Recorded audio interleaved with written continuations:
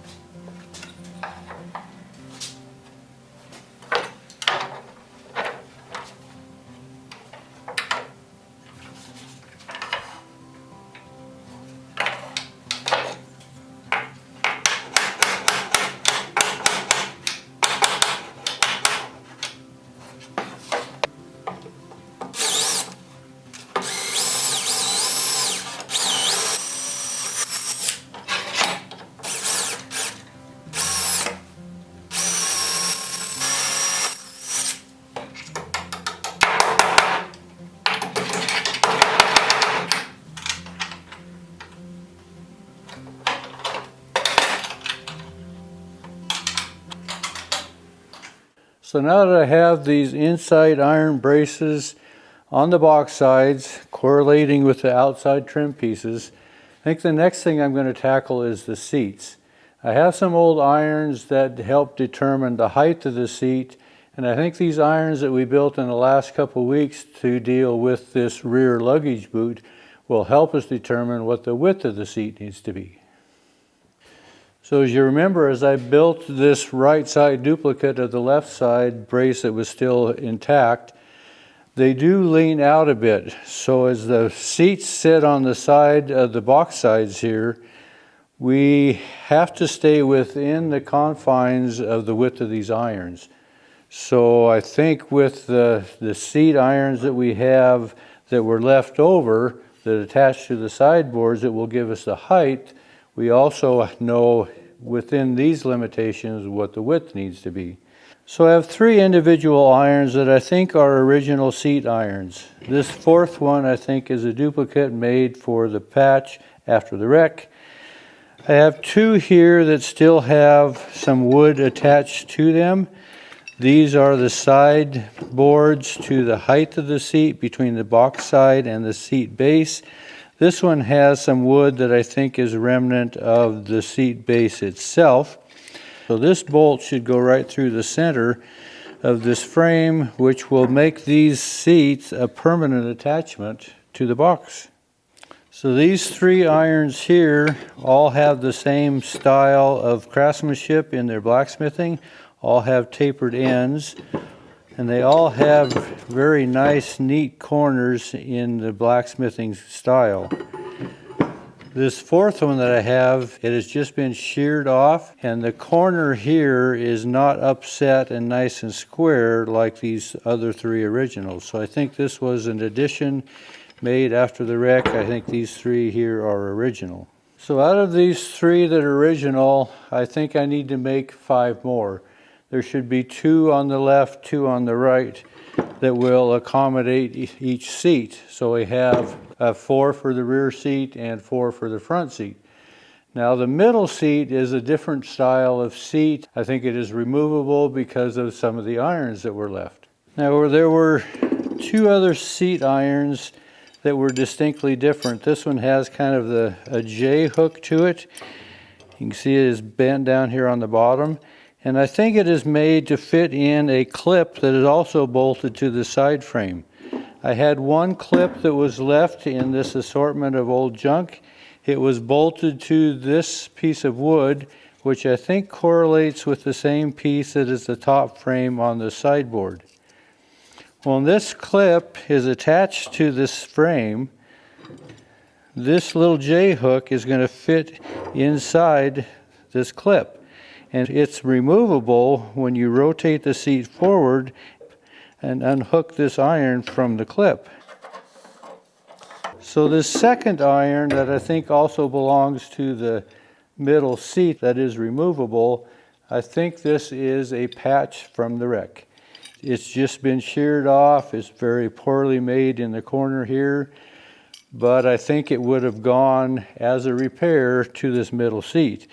So as this seat fastens into this position, when it wants to be removed, either for entry into the rear seat or removal altogether, the whole seat rotates forward and unclips from the clip on the side here, or can be reattached like so. So I'm going to need to make another duplicate of this for the left side, and I'll make 2 complete new rear seat irons for the back of this removable seat.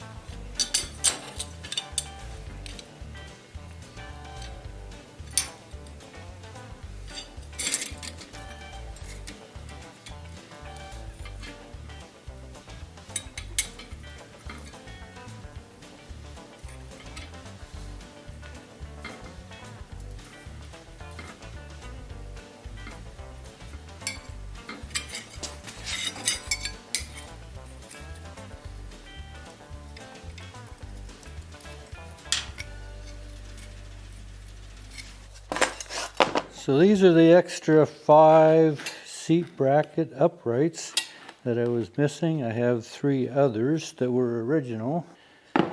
So these are the 3 original ones, and you can see I also put those through the forge. When I put the square in here, surprise, surprise, they weren't square either. So I did go ahead and fine tune those. Now these are 1/4 by 1 1/4, and these old original ones are 5/16 by 1 1/4. Well, I don't have 5/16. I could step up to 3/8, and I did consider that, but it seemed like it was a bit of an overkill. The repair irons from the wreck, that 4th one that went with these, was also 1/4 by 1 1/4, so maybe they ran into the same problem. And these are the rear irons for the middle seat. Now this is the one that was real rounded over. This is also a 5/16 by 1. So I did go ahead and square this one up so I can leave the heavier iron on one side. I had already made 2, but I can just use my 1 to make that pair there if I have to. So I may have an extra one there. And these are the front irons to the middle seat that'll be removable. Now you notice that these are at an angle. Well, this tip here, these are upside down, but this tip has to match the leading edge of the sideboard in order for it to pivot up. So these other ones, these uprights, the wood riser is going to come out in front of these irons. But in order for a removable seat to work, this has to be tapered forward to match the leading edge of this side board in order for it to swivel up out of the way. So these are matched as opposites, have a right and a left, and they both tip forward. And I have my J-hooks, I think they're awful close. We'll fine tune them if I have to, but they seem to be right there in the ballpark. Again, this one is 5/16 by 1, this one is 1/4 by 1, but I think they'll work. So now the next step is to drill the holes in all these new irons. So I have all my irons drilled, and I did put some black primer on them. So next we need to, I think, figure out what the side of the seats between the seat base and the box side is going to be. These holes here are what are going to bolt through the framework. So I'm going to mock a couple of these up and see what they're going to be. So there is some slight variation in the placement of these holes from the top on these 3 original irons. The 5 that I did make as replacements, I did try to make them a little more uniform. If I kind of center this up about so, that's kind of how they're going to sit, and the seats are going to sit on top of here. So just as I arbitrarily placed it there, I'm showing 9 7/8. See, that one came up at 10 1/8. That one came right up at 10. So these I'm thinking I can probably adjust a little bit. These new irons I made, they're going to be a little more uniform. That's right at 10. So I'm probably going to figure 10-inch sideboards. So a benefit of having this repair iron with still some wood attached on this particular piece is going to help me see what the distance of these 2 irons were. Is I think I have right here the remnant of where a bolt hole was. If I just go center of this iron to the center of this bolt, I'm showing about 12 1/4. So if I went from the outside of my 2 1/4, I would be adding 5/8, 5/8, another 1 1/4. So I would be up here 1 1/4 plus my 12 1/4. Outside irons looks like I would be at about 13 1/2 inches. So this should be about the width of my irons on the seat, 13 1/2, and typically I'm going to say this seat was probably a 16-inch wide seat, judging from the placement of these irons. So the question is, how do I determine how wide this sideboard is? How far does it flare out? Well, it's the center seat irons that are going to help me determine that. Well, these are the two irons for the center seat that's going to be removable. This is the one that I made as a replacement. I'm not going to use that to my measurement at this time. I'm going to use this original one. So if I were to clamp this up against the fence on my table saw, and that's going to simulate where the seat base would be. So this is going to simulate where this iron is going to be on the center seat. Now if I come down 10 inches where I think the width of my sideboard is, that should be the top of my box side. If this needs to be on the leading edge, I'm going to put my straight edge, what would be the top of the seat base. And so this distance here, I have 2.5 inches here. But there's going to be an overhang of my seat base to some degree here. So with our irons now at 13.5 inches, I'm going to come forward 2.5 inches to bring my wood to this point. And I'll also do 2.5 inches back here, so that as I contour these, I will contour them both up the same. So I'm going to take this measurement here and add another 2.5 here. I'm at 16, 18, so I need to have about 18.5 inches overall length at a minimum. With this 18.5 to 19 inches for overall width is assuming that the front contour would be the same as the rear. Oftentimes, as an individual sitting in the seat, the pressure of the individual pushes more to the back of the seat, so oftentimes the back of the seat riser is actually longer to accommodate for that. So it's possible I should go out to perhaps 20 inches to give a little more on the back side for support than there is on the front side. That would be a real common trait on a lot of seats. So I think I'll make my sideboards 10 by 20.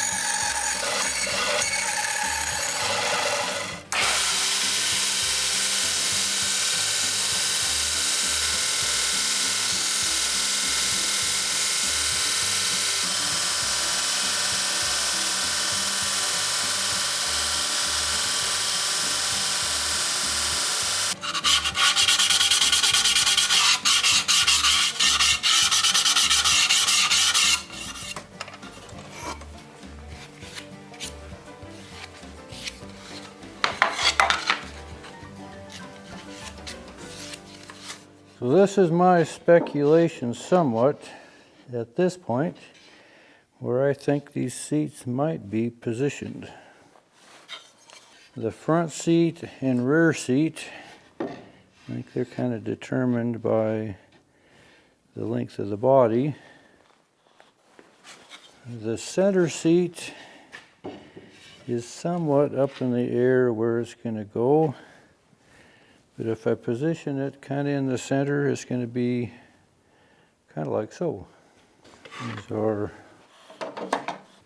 a little precarious because they're just sitting here right now, but I just want to kind of get a little perspective of what I think this is going to look like when we have the seats on.